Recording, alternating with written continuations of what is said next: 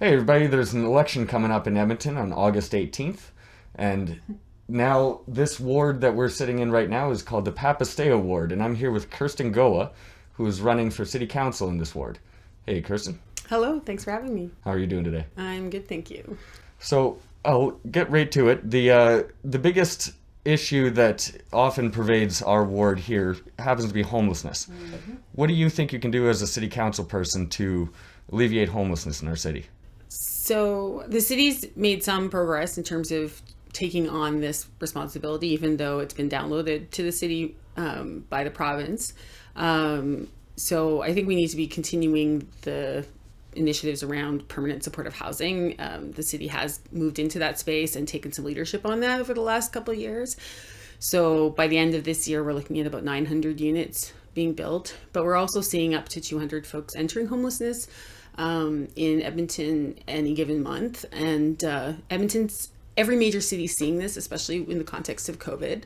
But we're seeing even more happening in Edmonton, and part of that is because we're the most significant northern center for all of Northwest Canada. So a subsection of our unhoused population here is unhoused because they came here for healthcare reasons or because they were involved in the criminal justice system.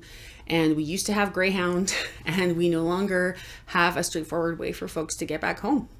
And so one of the things I'd like us to do is work with Alberta Health Services and Corrections Canada, as well as Alberta Justice, and then all of these other municipalities, First Nations communities, Métis communities in northern BC, northern Alberta, and northern Saskatchewan, and the territories, to figure out how we can help facilitate folks actually getting back to their communities, because they have homes, they have community, and they end up being stuck partly because we just haven't there's a massive gap, and it's just fallen out of the system with losing Greyhound. I mean, it was already a bit of an issue before, but not having easy transportation has made a huge difference. So we need to continue with the permanent supportive housing work. We need to do a lot of work in community to help neighborhoods and neighbors understand what the sort of complexity of the issues are, how they can be good neighbors and more supportive of our unhoused neighbors, while also being safe and managing risk and all of that. We need to be giving tools to community. There's incredible work being done by grassroots organizations on this as well. And, we need to be supporting those efforts. The people who know how to solve these problems are those who are on the ground doing the work and living with them. And, if we're going to be a caring society, if we're going to be able to move forward, we need to be taking care of each other. And, if you're worried about somebody in a tent in your neighborhood, for the most part, people are still phoning the police, and the police just aren't equipped to cope with that particularly well. And it often just gets people moved along, and that doesn't solve the problem. And it actually makes it harder for those outreach organizations to stay connected to the folks that they're trying to help. So we need to work directly with communities to help them with understanding the needs of their neighbors, and understanding how to mitigate risk, and also how to actually be more welcoming, and how to reach out and get the support they need. We need to be moving on affordable housing and permanent supportive housing. We need to continue lobbying the provincial and federal government for resources in this space. But we also need to be working with those grassroots organizations and with other jurisdictions in order to make sure that people are connected to their communities. Another somewhat related topic, it happens to be Indigenous rights. And lately, this number of bodies that is being found underneath residential schools, I understand this is not really in the municipal realm, but just keeps growing and growing and growing. And the Idle No More stuff is still going on because there's still a lot of missing and murdered Indigenous women showing up. What do you think, as a city councilwoman, you can do to help Indigenous people? So we have a fairly new Indigenous framework that I think is a good place to start.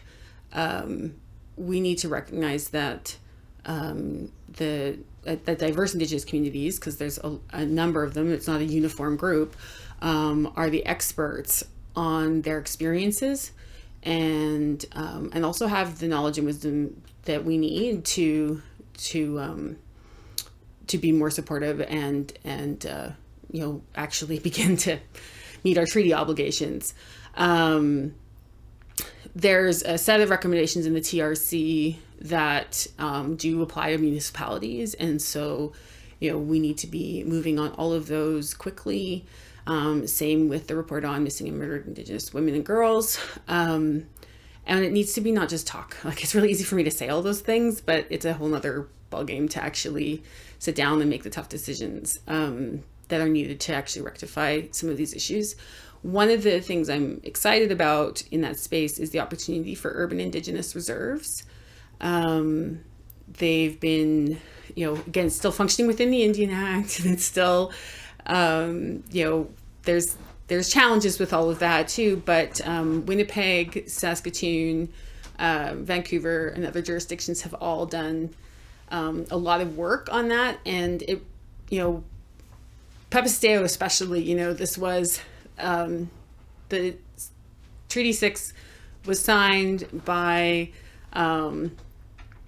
the chief of the Papastew, Papastew, and it was this land. And even when it got shrunk down to 40 square miles, it was still all of this land. Mm-hmm. And then the town of Strathcona thought that that community was too close to them, and they got pushed out to Mill Woods initially, and then through fraudulent script and a number of other things, were really dispossessed of this land, and we really as a community betrayed our treaty obligations. And so it's been interesting even with the Indigenous ward names, because I know that sometimes people are dismissive of it because it's just a name, or why do we bother? We hear both of those sides of the critique. But I've had so many more conversations about our treaty obligations, about our history, about our current situation, because of the name of the ward. Keeps it on people's mind. It sure does, and it's been really helpful for me to start to learn more. I've learned more about these issues learning from my kids who were finally learning about it in school than I ever learned, and I grew up here. And of course, and I have family and friends, who are Indigenous or 60 scoop survivors, descendants from residential school survivors. And it's, I think we really dismiss the sort of deep impact these things have generationally. I think it's really easy for us to gloss over that. And we just can't anymore. And and we just shouldn't. And with the grave sites, I'm really conscious of the fact that we do have, we may not have a residential school in Edmonton per se. We have many in Alberta. There's one in St. Albert. But we have grave sites in Edmonton. And we really need to be much more intentional about recognizing that and honoring that and doing the work of uncovering the truth about that, because we won't get to reconciliation until we've actually fully wrestled with the truth. So the urban Indigenous reserves, I think there's opportunities for significant economic development and community building and sort of welcoming Indigenous communities back into our city in a more meaningful way after having pushed folks out. And we have an awful lot to learn and work on, and we need to be humble about it.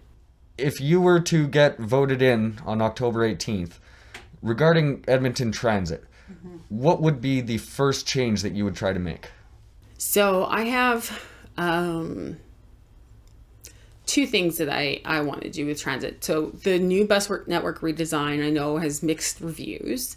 The goal was to really increase efficiency for high frequency routes, right? So increasing how frequently the bus is coming in order to, frequency, in order to get people where they want to go faster, who are more likely to be taking the bus already.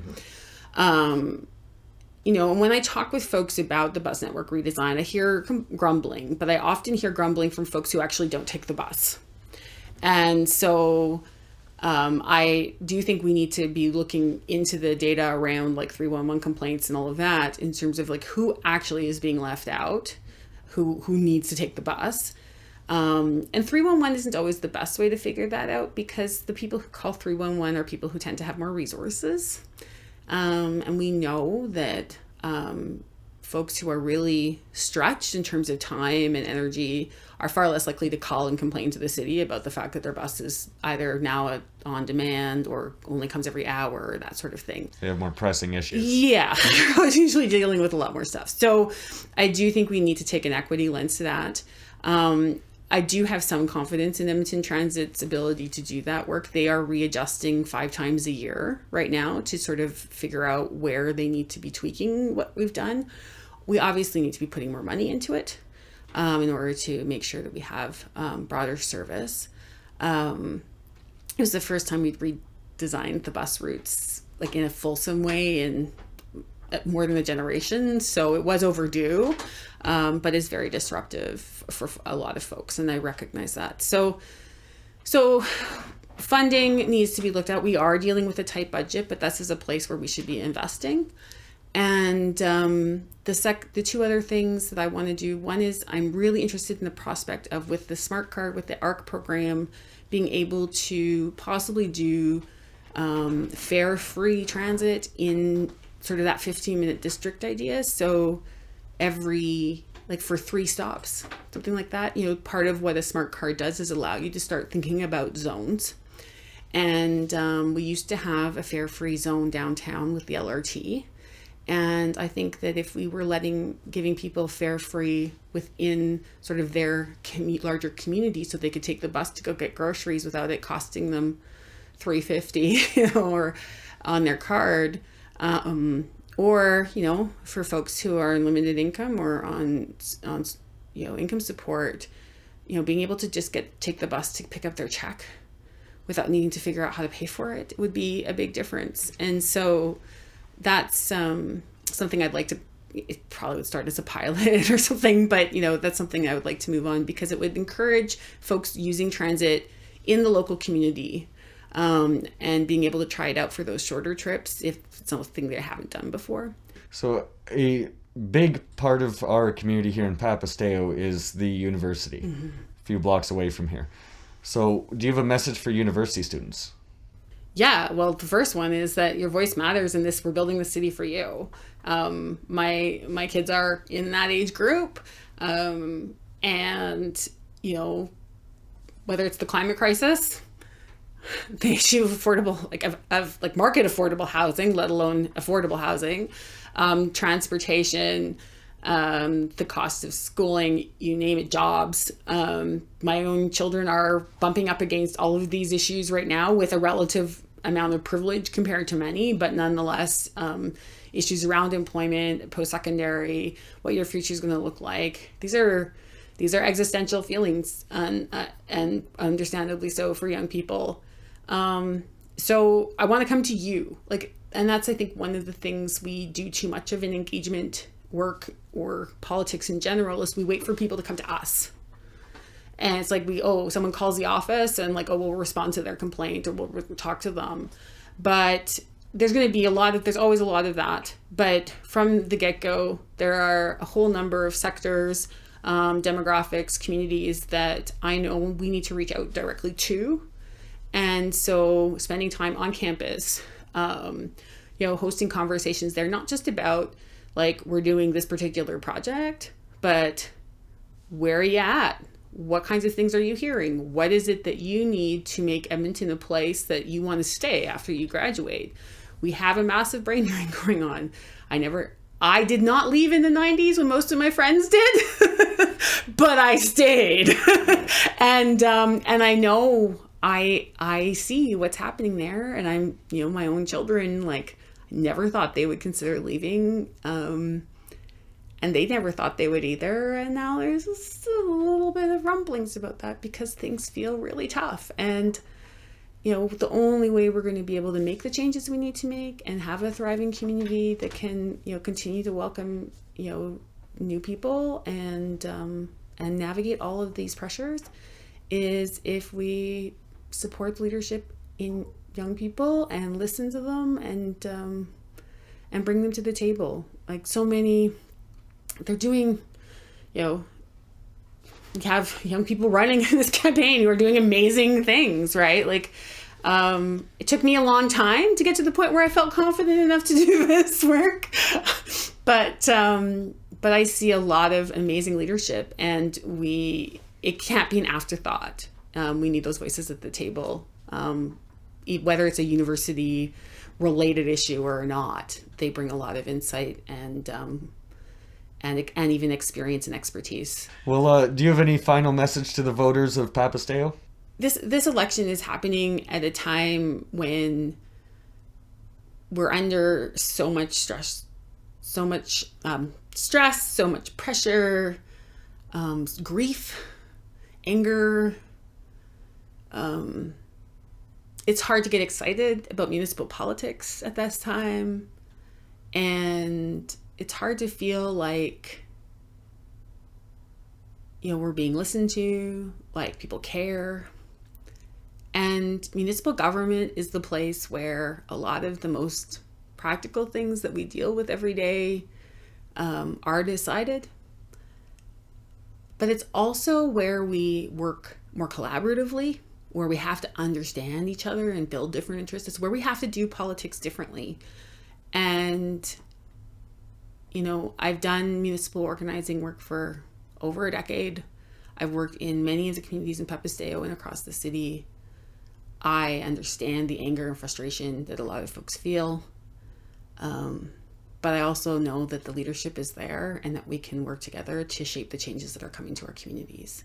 And so I want to work with you and with your ideas and your leadership and bring you to the table so that we can build a city that's going to work for our kids and for their kids and make the world a better place, which I know sounds hokey, but that's why I do this work. And I really hope that I can earn your support on October 18th.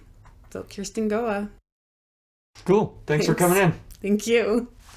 This has been the Keep Times Edmonton election 2021 coverage. Peace.